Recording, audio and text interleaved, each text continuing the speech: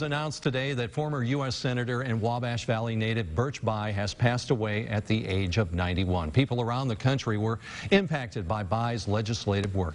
Nicole Christine spent the day learning more about that work, and she joins us now with accounts of the legacy he leaves behind on this windy day. On this windy Thursday. Thursday, yes it is. And it was quite the legacy that he leaves behind, Mike. In his 91 years, Birch Bayh was a senator, a House Speaker, and even a presidential candidate. But for many people here in the Valley, Birch Bayh was, above all, a champion for equal rights. I think we have a responsibility here in the Congress to the people out there in the country.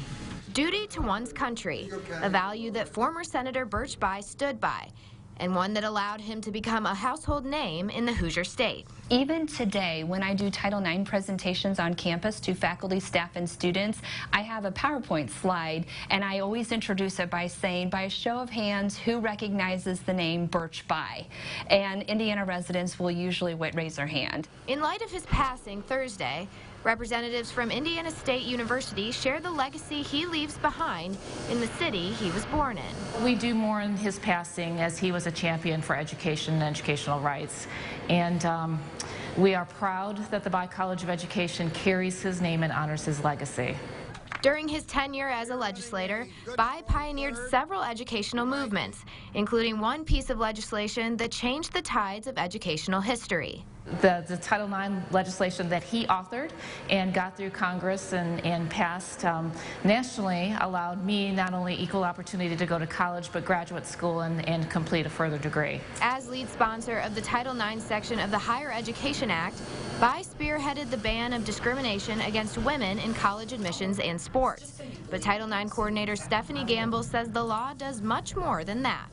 It's gender-based discrimination, so it protects everyone, faculty, staff, and students, and it protects that ability to access all educational opportunities that are affiliated with school.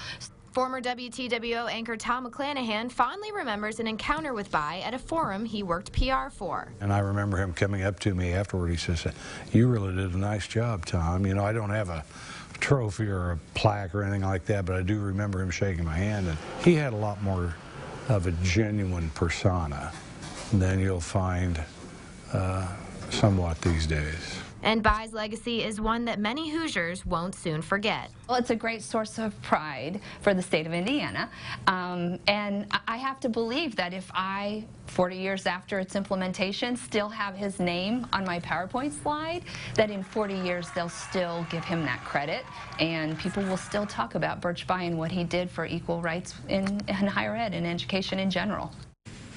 To honor Birch Bayh, Governor Eric Holcomb directed flags to be flown at half-staff now until sunset on the day of his funeral, which has not been announced as of yet. Really an impactful life, yes, no doubt about it. I understand he had a close relationship with another famous political family. Yeah, you might have heard of them, the Kennedys. Yeah. So Tom told me today that Bayh spent a lot of time with the Kennedys and was friends with Ted Kennedy. So I did a little bit of research, and according to an AP article, he and his wife were actually in a plane crash with Ted Kennedy in the 60s, and Bayh pulled Kennedy from the wreckage. There were people who were killed, but they both survived, obviously. And that just speaks to what a genuine person he was. So sounds like Tom was right. Amazing story. I never heard of that. Thank you, Nicole.